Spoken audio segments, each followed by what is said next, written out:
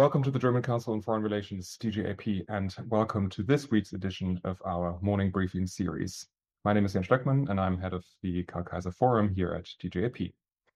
Today, we are looking at France, bewildered by the political rollercoaster of the past few days. On Monday, shortly after presenting the new cabinet, Prime Minister Sébastien Lecornu resigned after just 27 days in office, citing the unwillingness of parties in the Assemblée Nationale to cooperate. He was then given 48 hours by President Macron to try again and find support for the new government. Last night, Lecornu declared that the majority was against re-elections and that Macron would appoint a new prime minister until the end of this week, Friday evening, that is. That would be the sixth prime minister in less than 2 years.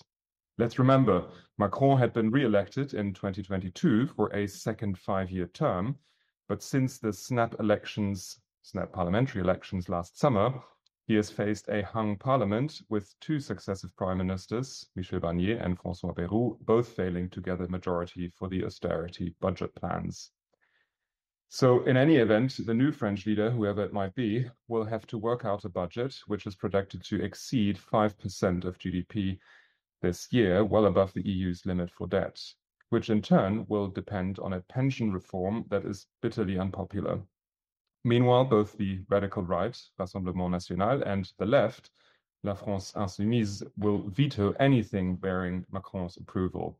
So France is indeed in flux, raising questions not only about the ability of the government to govern this country, the third largest European economy and a nuclear power and one of Germany's closest allies, but also about the implications for its international partners in the EU and beyond. So what are we to expect from Paris? What does this mean for the EU and for various coalitions of the willing? And to address these questions, I'm delighted to introduce our speakers today. First up will be Jakob Ross, who's a research fellow at DGAP and specializes in Franco-German affairs. He was previously, amongst other places, working for a member of the Assemblée Nationale, as well as at the French Ministry for Europe and Foreign Affairs, and so is ideally situated to comment, now based out of Paris. Next up will be Jeanette Süß, who's a research fellow at the Comité d'études des relations franco-allemandes, Cerfa, based at the Institut français des relations internationales, or Ifri for short, who are our longtime partners in Paris. She's based there since 2023 and previously worked inter alia for the Friedrich Naumann Stiftung based in Brussels. Welcome, Jeanette. Last but not least, Georgina Wright is a senior fellow and special advisor to the president at GMF based in the Paris bureau. She was previously at Institut Montaigne and with Chatham House. She recently published on the last government's collapse in the beginning of September, a link to a publication my colleagues can perhaps share, but some of these lessons might be applicable again today. So we're looking forward to hearing from you as well, Georgina. Now, before we begin, just a quick reminder, this event is being recorded and will be uploaded subsequently. We'll kick off our conversation with about 5 minutes of intro remarks each, and then open up for questions after about 25 to 30 minutes.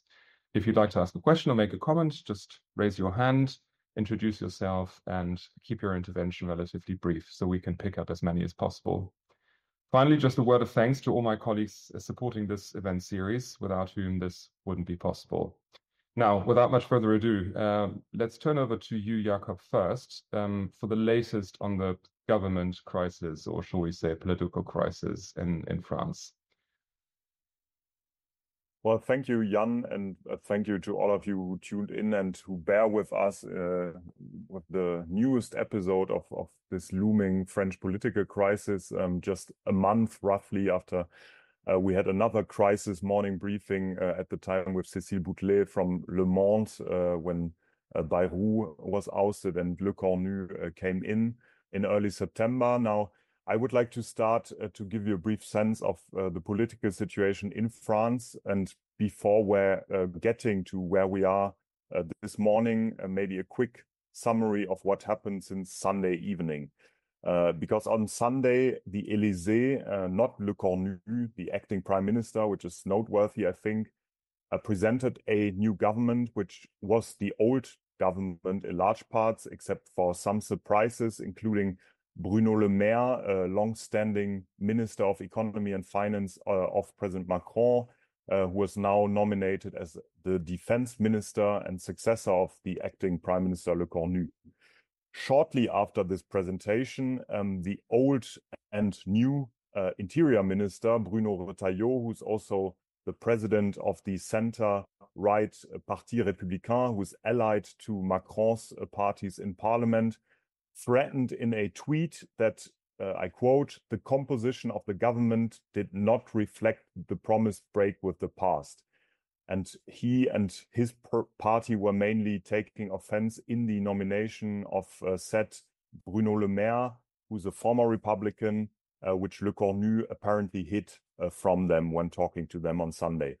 Now, with this public threat of the Republican Party pulling out of the government coalition, Lecornu apparently decided throughout Sunday night to hand in his resignation to the president on Monday morning, which he did. President Macron accepted the resignation.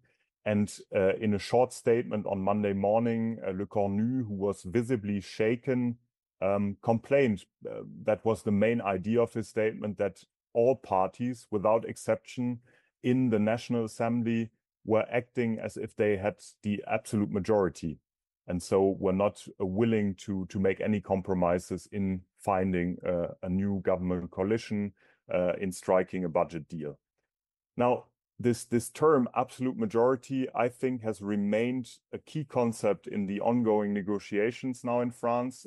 Two examples here. Yesterday, the center-left parties were in negotiations with Lecornu to form a potential minority government, at times very publicly through X and the media.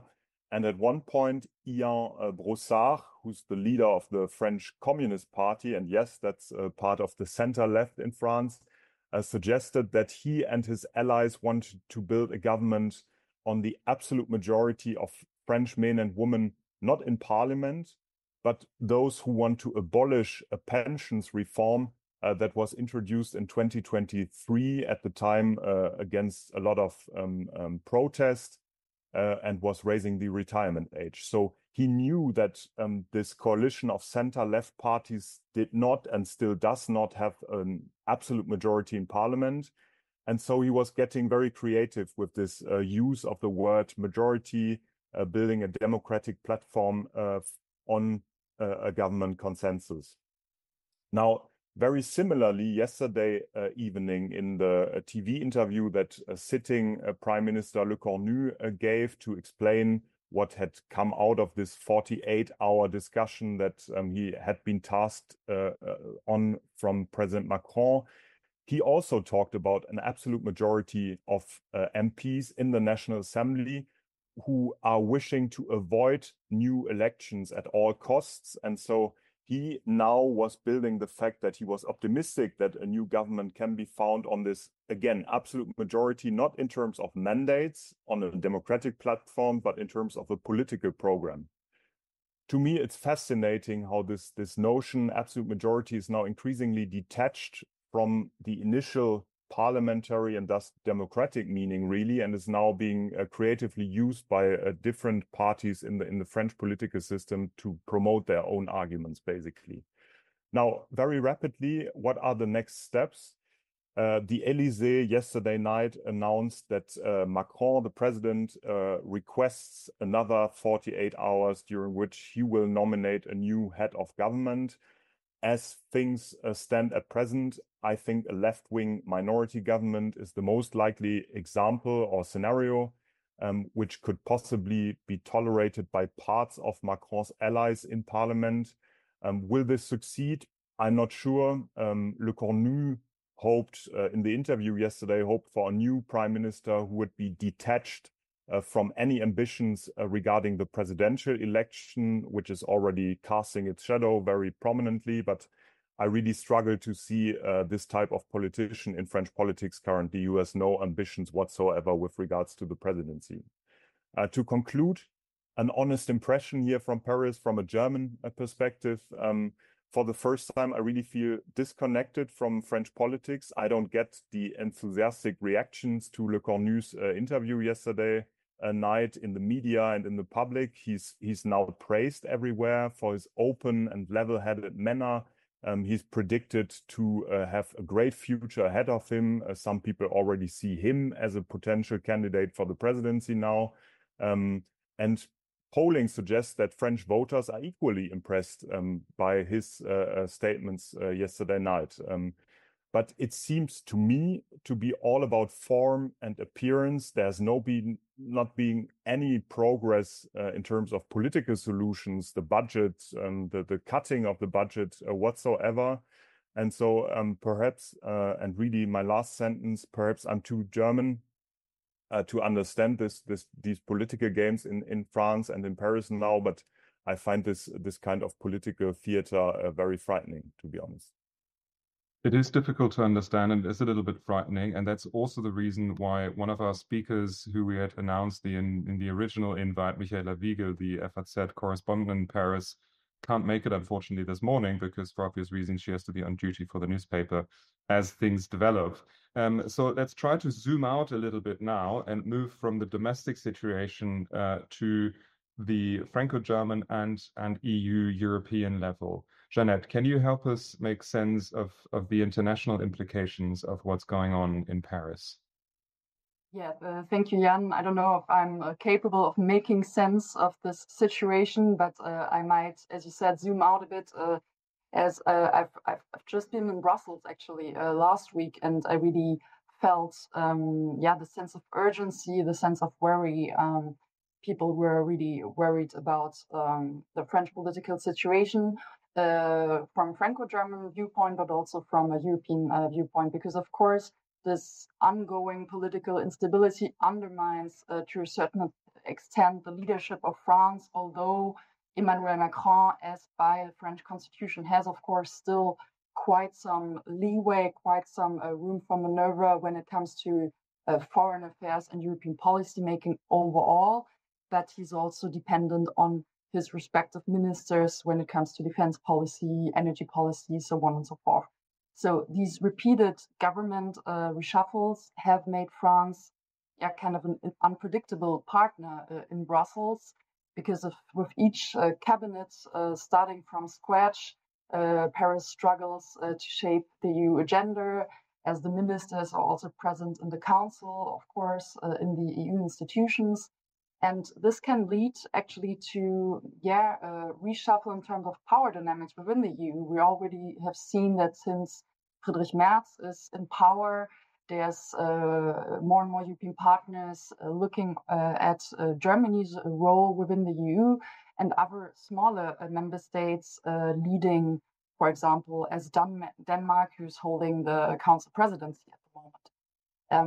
So President Macron, he remains, of course, still a visible actor, as I said, especially when it comes to co-leading the coalition of the willing. I guess Georgina Wright might also tap into that for Ukraine, but these domestic turmoils limit its ability to turn that visibility into consistent influence, and also lack of credibility more and more.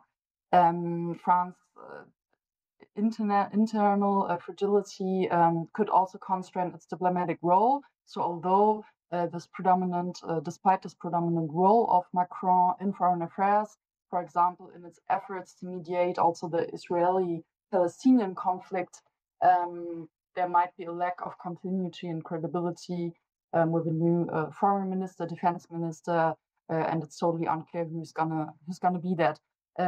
Jakob said he thinks it might be most probable there's going to be a left candidate for the prime minister, but there's also still this fear, if ever, and we still don't know 100% if there might be a dissolution of the National Assembly. So far, it's not that probable, but if ever there is the national rally, the Rassemblement National, who is faring very well in the polls, might increase and might even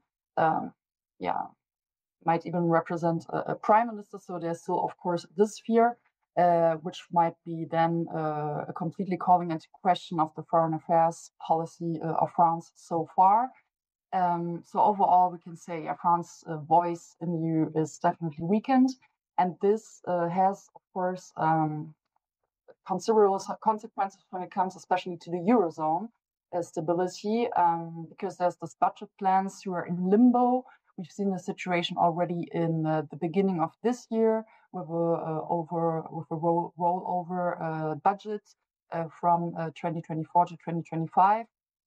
We need theoretically a budget presented by next Monday, by October 13, which is not very likely, although Sébastien Lecornu said there is still a chance. We've seen some signs already where he softened its position, also inheriting from François Bayrou, from his budget cuts who were planned, for example, to bring back the reduction of the GDP, which is currently at 5.4 to 5% instead of 4.7. Which might be then a softening of its position. We've seen also the whole debate around the pension reform that might be opened up again, especially if there is a leftist candidate as a prime minister. And we see the reactions of the market. The spread between German and French 10-year bonds has widened already sharply, signaling really growing investors' distrust, actually, in France's fiscal outlook. So the warnings of spiraling debt, that this is really a problem, knowing that the costs just of paying back the debt at the moment are already estimated at around 70 billion. So that's really a considerable amount. And last on this point, there has been the rating of the Fitch agency downgrading France. So we can definitely see the role France plays within the Eurozone, and that European partners are looking at it. Lastly, of course, which are the repercussions for the Franco-German axis due to France's political paralysis? There has been the Franco-German Council of Ministers, who was just held at the end of August in Toulon in the south of France, with a detailed roadmap, actually, which would be then need to be implemented by respective ministers. So that's really a problem if we don't have a government, encompassing quite some policy fields. So starting with capital market union, innovation policy, cybersecurity, internal market, or also the energy field. And for all these policy fields, of course, Macron can't do it alone. He's dependent on his respective ministers. So Germany is very much concerned when it comes to the implementation of this roadmap, having in mind as well that anyway, there is a very limited window of opportunity as the presidential elections are planned for 2027. So there was already this limited window of opportunity, and now it's even more narrow. So yeah, Thanks. to conclude, it's not just only a domestic drama, the French situation, but it's also shaking the Franco-German and European partners. Thanks so much, Jeanette. And I want to come back on what you just mentioned, the range of policies and policy fields in Franco-German relationships, but also on the EU level, and the ability of France to move some of those issues forward despite the ongoing government crisis in a moment. But for now, let's hand over to Georgina for zooming out even a little bit further, looking at France's image internationally, perhaps even globally, especially from the US and the UK. What are people saying in the US and in the UK, looking on the French government crisis? What's the position of President Macron on all of this, and what are we to expect? Over to you, Georgina. Great, thank you, Jan, and thank you, DGAP. It's lovely to be back and to be on this panel with friends as well, who I haven't seen in a while. And apologies if you hear my Franco-British baby. She obviously feels very vocal this morning about the political crisis. So if you hear her in the background, I apologise. Look, it doesn't look very good. Is the short answer to your question. I mean, I think France remains incredibly important international actor. So as Jeanette said, there's plays a key role in Ukraine, and particularly with the British, they've been really instrumental in thinking about how to continue to support Ukraine right now in its ongoing war effort, but also if there is a ceasefire, how we can make sure that that ceasefire holds with a coalition of the willing. France organised with the Saudis in July a big conference on the two-state solution, which was praised in many parts of the world. It has important relations with India. Macron has a good personal relationship with Trump, and France remains one of the two nuclear powers in Europe, has a seat on the UN Security Council, and is going to have the G7 presidency. So regardless of what's happening domestically, it is going to play a very important role internationally. But undeniably, I think this, and Jeanette and Jakob both said it, this ongoing protracted political crisis has an impact on France's ability to actually do foreign policy and the way that it does foreign policy. And I think there is generally a sense outside of Europe that a weaker France makes for a weaker Europe overall, and that's not good news. I think people don't really understand the weeds of French policy making, and even though Macron was basically the sole decider, or one of the big decider on foreign policy, there is a sense that he's completely consumed by domestic politics. So some of the things that you picked up in the US and British press, for example, the Copenhagen summit, when which was an informal gathering of EU leaders, there was a sense that Macron was just not really in it. He wasn't really focused. His mind was elsewhere, and there is also a sense that that stability will only return if there is a government that is formed and that this government lasts. And I think the overwhelming assumption in many parts of the world is that it's going to be continued instability until 2027, because actually the opposition have no incentive at all to work with Macron and with the sort of coalition, the government coalition, which is currently existing, and there is a overwhelming sense that the Rassemblement National will win. And so actually, is Macron really able to do anything effectively? I think that's underestimating both Macron's own personal ambitions for foreign policy, and also 2027 is actually quite far away, but there is a sense that France is just going to pale because of the ongoing crisis. Jeanette said it, and I think this is absolutely right. The ministerial churn is also a problem. There is a sense in the UK and in Washington, but particularly in the UK, as soon as you start building a relationship with a minister, he's gone, or he or she is gone, and you have to start all over again.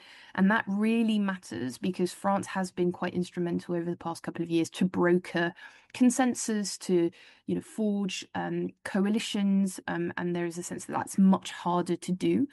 There is also a real worry that France is going to become much more unyielding and uncompromising. So this is particularly problematic in the field of free trade, where we know that Europe has ambitions to diversify as much as possible, particularly given some of the policies coming out of Washington.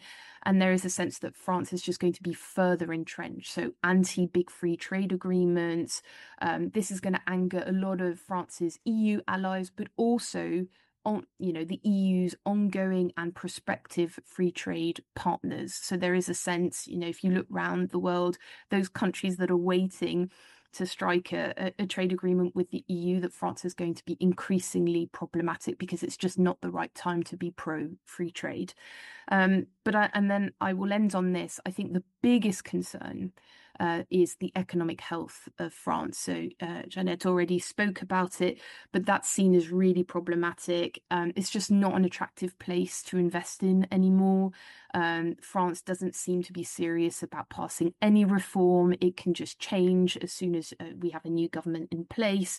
That actually they're not able to adopt a budget that is really serious, or at least at the expectations of some of the challenges that we have today, and that it's actually not an interesting partner to work with.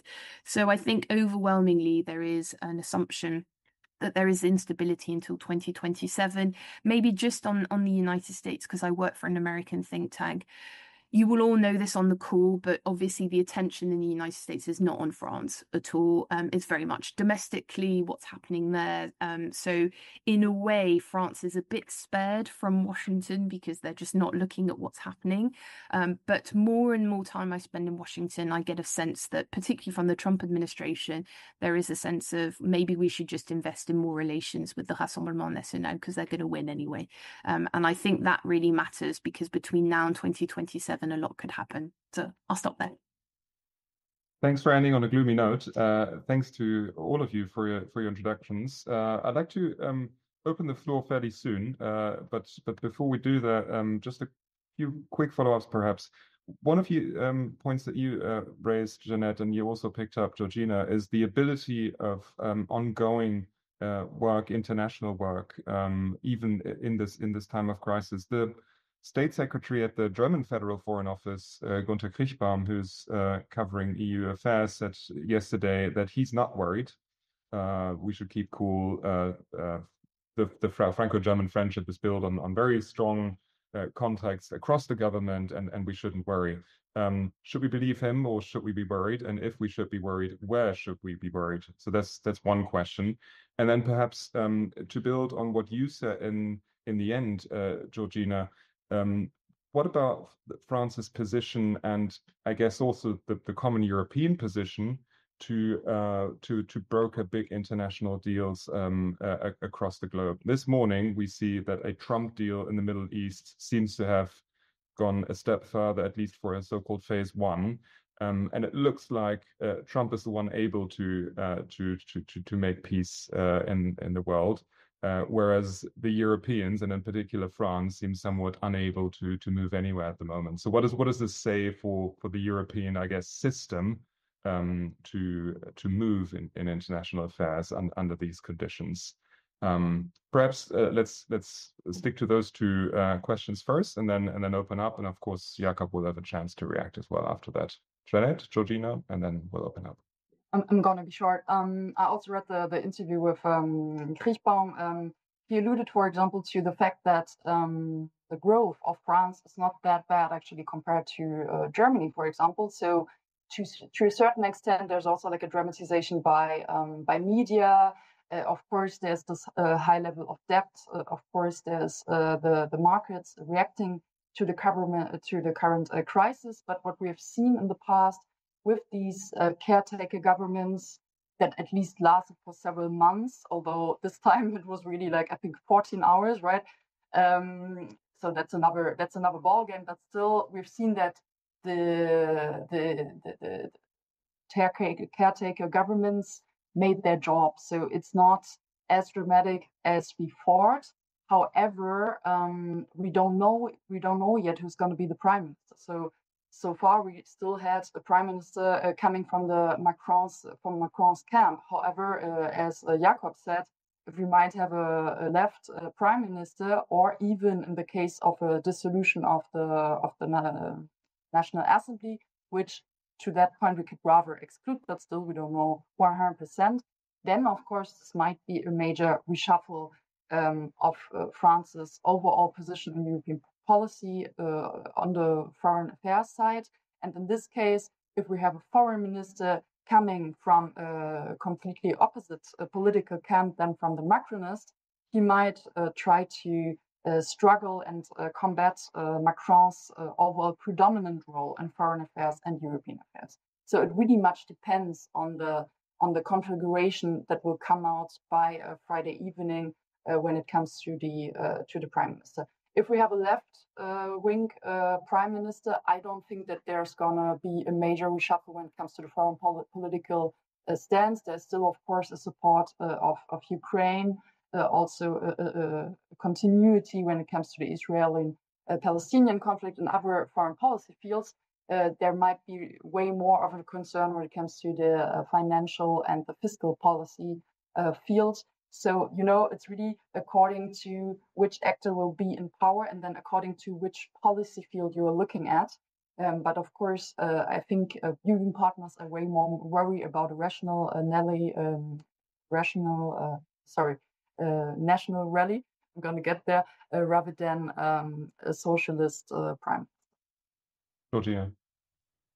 Very quickly, I think there is a false assumption that Macron, because of the crisis, is just not going to be as present on the international stage. I think that's, as I said in my remarks, I think that's completely wrong. It's misunderstanding Macron, who really does care about international affairs.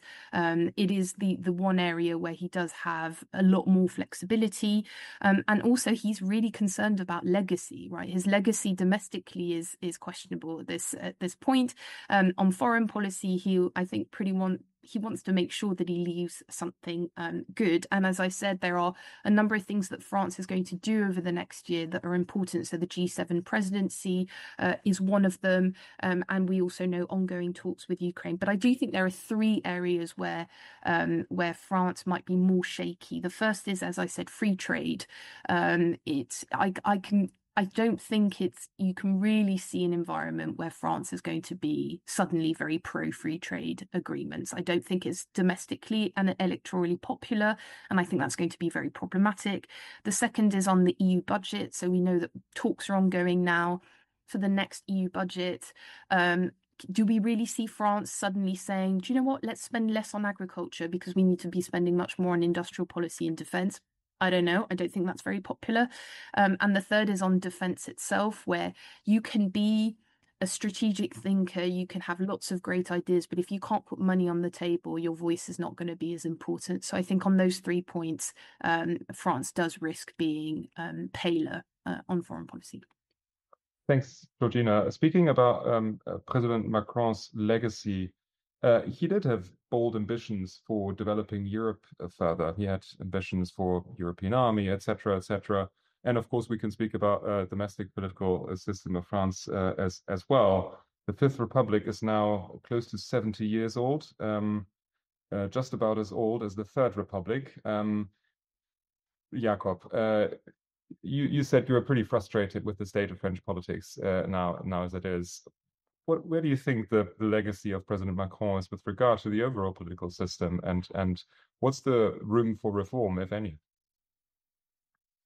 Well, I mean, I'm worried, and I think that maybe a quick note on these comments by State Minister Kriechbaum and also the German spokesperson for the government, Stefan Cornelius, who on Monday said that people should not over-dramatize the political situation in France, that President Macron would just need some room to think about this.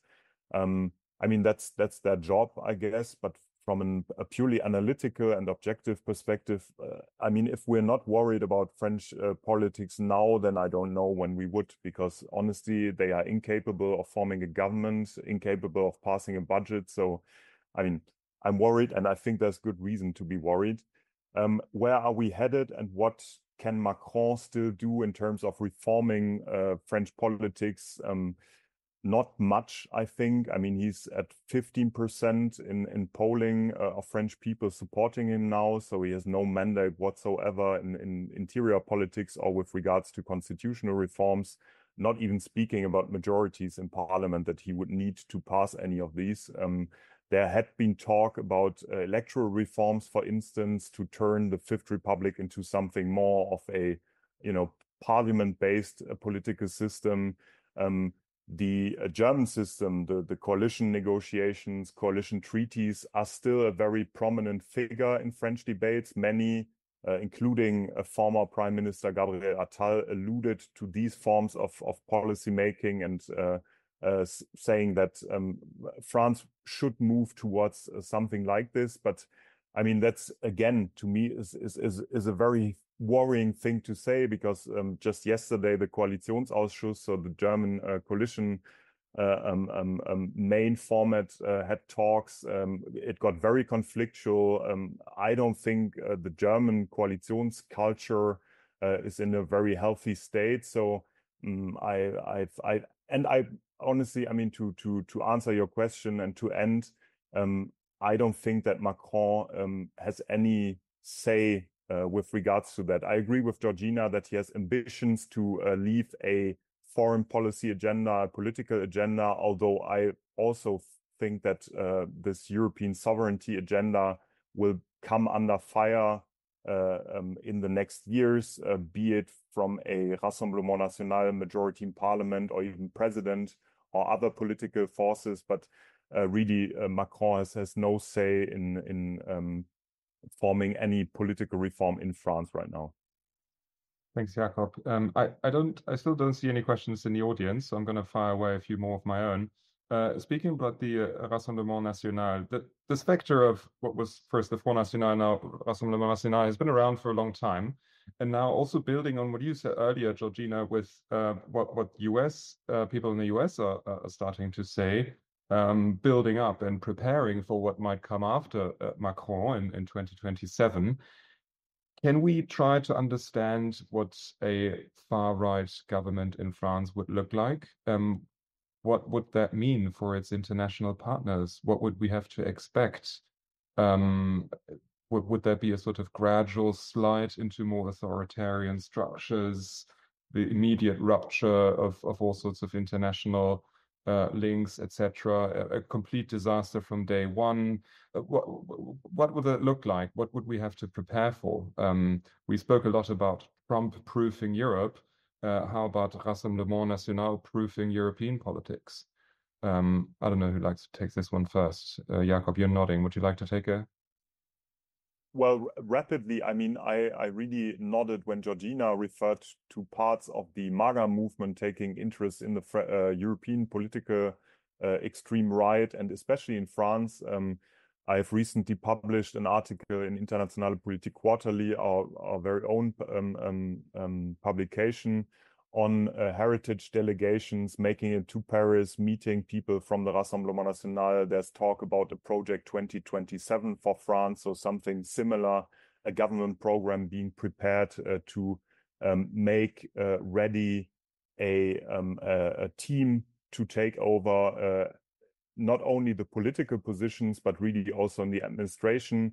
There's talk about financing. A senior official from the State Department who got nominated by the Trump administration apparently suggested, according to media reports, funding the electoral campaign of the Rassemblement National. And I think there's not enough attention for this, since I think that, and this is very similar to 2017 when Macron won his first mandate, I think that France will be key in either accelerating this movement towards what you could call a transatlantic far right, or stopping the momentum if another pro-EU leader gets elected in 2027, or even prior to that if we have presidential elections earlier. But already, I mean, Steve Bannon at the time was very present in French politics in 2017, hoping for an electoral win of Marine Le Pen.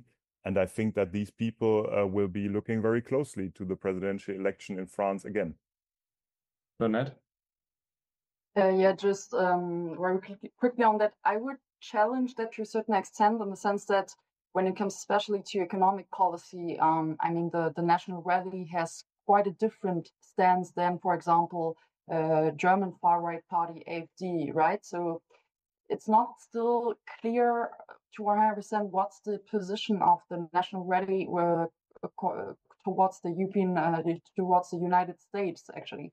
So the whole question of also what Georgina tapped into, the question of free trade agreements, of overall trade issues with the US, is something the National Rally sees very negatively, and is rather defending this protectionist position of France.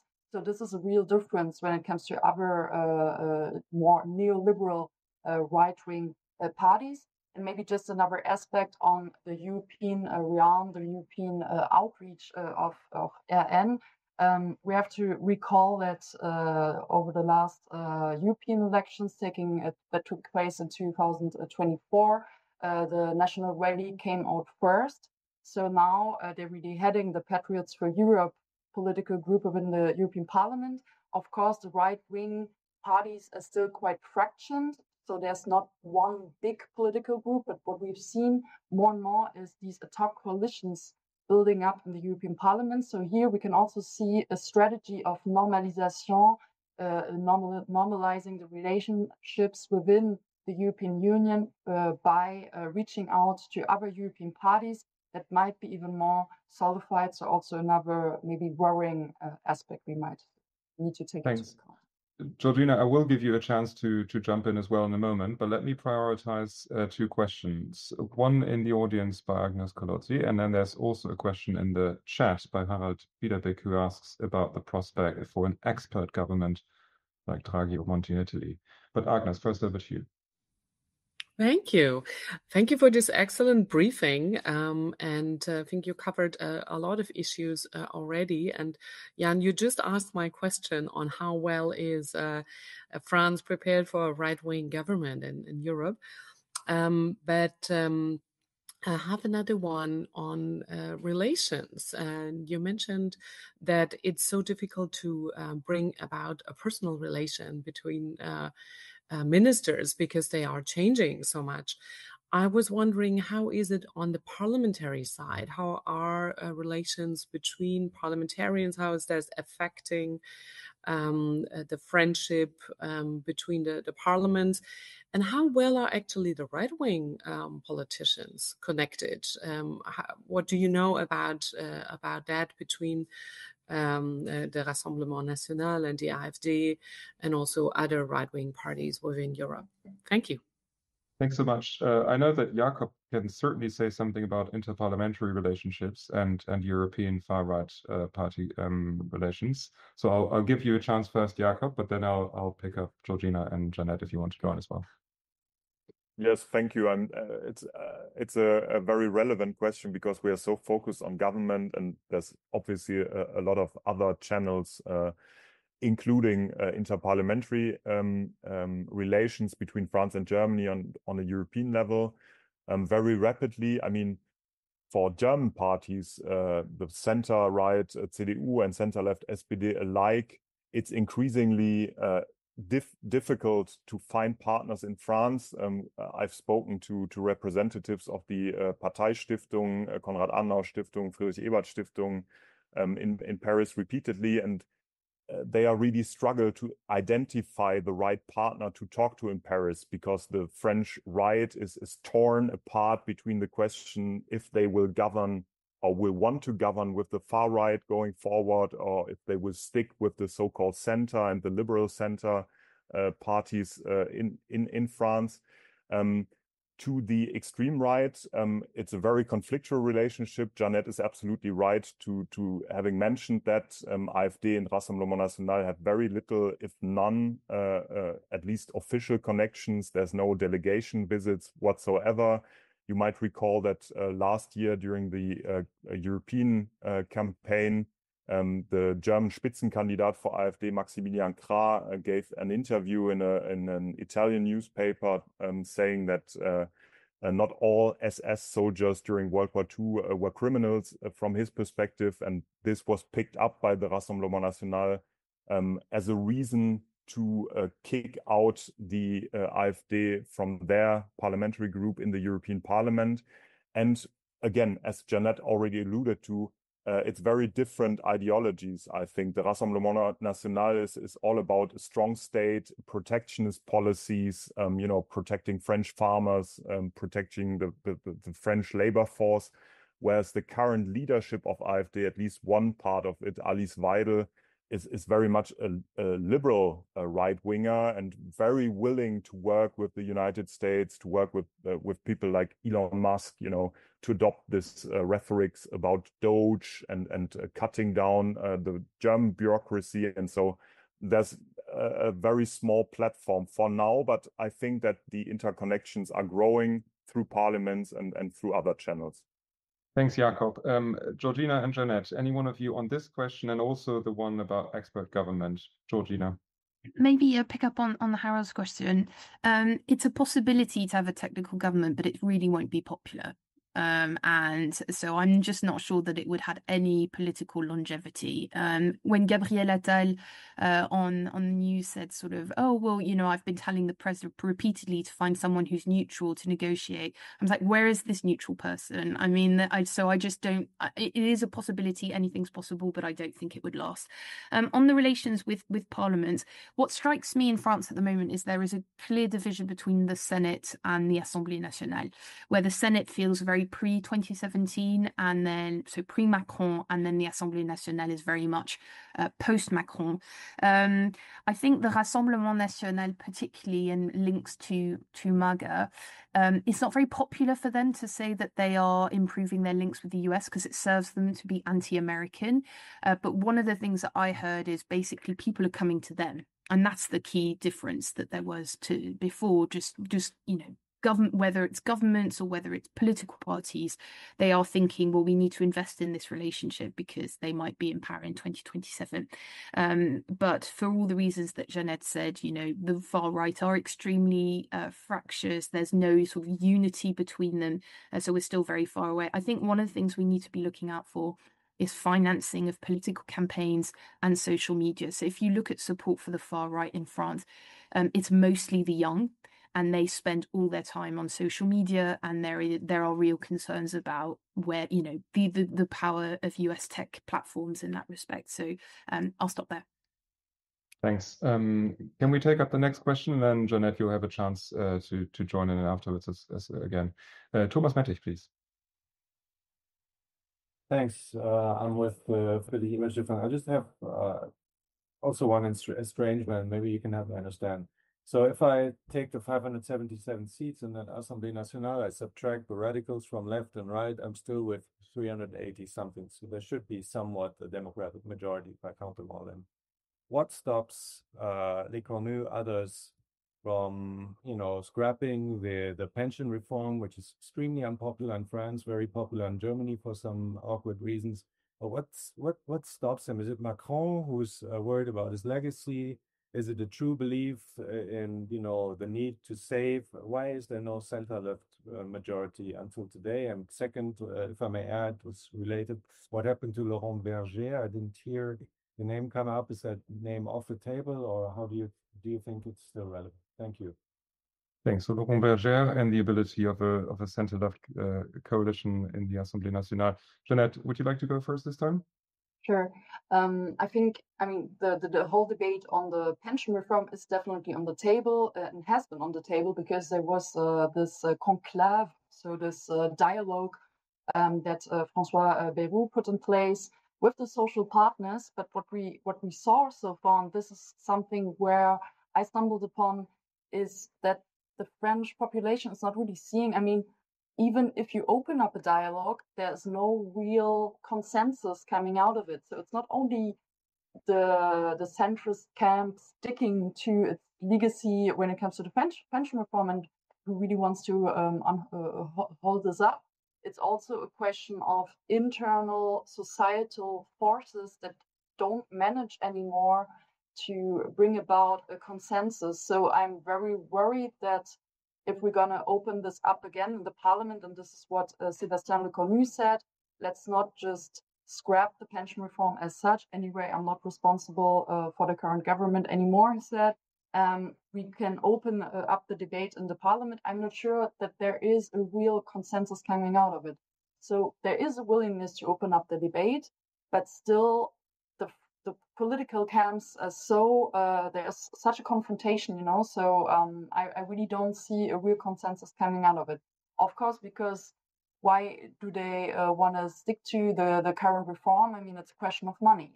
It's really about several billions that might add up in terms of deficiency financial problems. If we think about 2026, 2027, it depends on the modalities, on the aspects of what's going to be abolished or not. But we are still already in a situation where France needs to cut its budget, and then there's going to be this additional costs straining the budget even further. So that's why they don't want to go into this. But I mean, even Elisabeth Born, who is the creator at the very beginning, at the origin of the reform, said, if that's what we need to bring about change in French politics, I'm open to the idea. So let's see what's gonna come about. I might stop here and maybe let Jakob reply on the political personality questions. Sure, over to you, Jakob. Well, I mean, to the pension reform question, nobody wants to reopen it really. I mean, the center-left parties would like to, but in the Macronist camp, nobody wants to, because it's the only big reform that they passed in the second mandate. And should they give in to these demands and reopen the pensions reform debate, then, I mean, to me, it would signal the absolute incapacity to stick with course, even if that means that you are unpopular to reform the country. And again, I mean, you alluded to that. Many Germans don't understand this debate in France, and I would include myself in that. I'm discussing this with friends here, with colleagues, and I really can't get my head around the fact that the French are really thinking that it's sustainable to get back to a retirement age of 62, when in Germany in the media debate at times we are now discussing a retirement age around 70. So I mean, Jeanette talked about the spreads in terms of 10 years bonds, but we will also have an increasing spread of retirement ages in the European Union. And I think you can't really blame German taxpayers if they start noticing that the French neighbors are retiring 5 to 6 years earlier than they do, for not seeing the point of being in the same market, same political union. I think there's a point of fairness here, and on the prospects of a center-left government and a potential coalition, you have to keep in mind that the results of the last parliamentary election brought around 28%, I think, for center-left parties, and around 51% for right parties, and even 66% if you count Macron's platform as being center-right, which I would certainly do. So there is simply no left majority in parliament, in the electorate. And so to a certain degree, it's a very similar debate to the current German discussions, where many people see the discussions in the Bundestag, in the current government coalition, thinking, okay, that's a center-left political program, and we have a center-right electorate. And again, the spread is widening, and I think this frustrates many people in France. A word on Laurent Berger? Well, I mean, I saw these discussions yesterday. Maybe Georgina has more on this, but he personally said that he hadn't been included in any official talks. So again, I don't think that a technical head of government would have the political strength to bring about a budget for 2026 and to survive more than a couple of weeks, honestly. Anything to add on this question, Georgina? No, I mean, I agree. I think in France, it doesn't serve if your name circulates for too long, because people come out and attacks, and there are lots of things that are, threatening to come out in the media about him. But who knows? I think if Macron does decide to go for a left-wing candidate, he has to really straddle a ground where he doesn't go full LFI, which is the hard left, because he's already said, le Front Républicain, and it would be, I don't work with foreign. But also you would want your candidate to kind of have their support, because they're a big political faction. So it's a very delicate dance. But yeah, my sense in French politics generally is it doesn't serve when your name has been circulating for too long. And then finally on the reform, because I'm in sort of based now between the UK and France. And I remember when I lived in sort of London, and I had my page, it already sort of 15 years ago, it said that I was going to retire at 68, right? And I remembered seeing this on my thing. So when I arrived in France, I was just like, how are these people complaining? But I realized it's because their reform, being able to retire, it's sancto-sanct in France. It's like they're so proud of the fact that they can retire early, the fact that they can enjoy life after. It's a bit like the NHS in the UK, where any attempt to reform the health system in the UK is met with political angst, and it's exactly the same in France. So I think we have to put that in the sort of wider context of it just being, they are so proud of the fact that they can retire early, that the French system allows for that. And of course, any discussion on the fact that they're spending 3 or 4 times more on their pensions than they are anything else, kind of goes out of the window. So it's a very difficult political reform to carry, even though if you look at the reform itself, it's not all that ambitious. So. You already replied in writing in the chat to Joe Matt's question about the room for alternative solutions for the budget problems. I think we have left one question in the chat unanswered by Philip Udovenko, who's asking about proposals from the radical left and right in the Assemblée Nationale to reduce the budget deficit. Is there anything that you would comment on? Anyone? Jeanette? Yes. I can start with the right wing. I mean, what they're always coming up with is, of course, cutting the budget when it comes to social benefits, especially for migrants. So that's really where they see a room for maneuver, unnecessary spending in social policy for these type of people. It's an argument that we see among different political parties that are populist, also in Germany with AfD. So that's quite a common argument.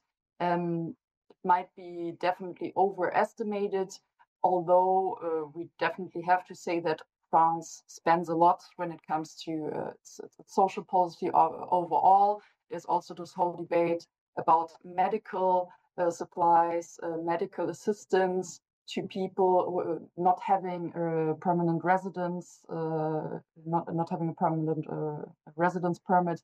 So these are arguments that are brought forward, but difficult to say to what extent this might reduce the overall deficit, as Bayrou was talking about, more than 45 billion that need to be cut in the overall budget. And I already said it's almost 70 billion France is just paying to pay back its debt at the moment. So I'm not sure if the whole social spending debate with the spending for migrants especially would make up to this amount.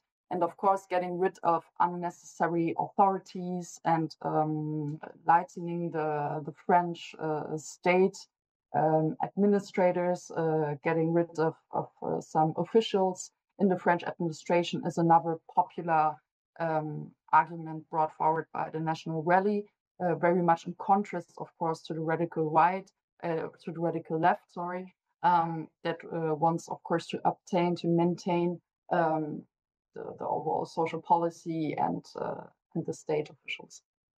Since we are coming to an end, I will give each one of you a chance to wrap up and answer any questions that are left unanswered. And I will ask each one of you also to bet, if you had to, on what the situation will be like at the beginning of next week. Will we have a new prime minister, no prime minister at all, parliamentary re-elections, presidential re-elections?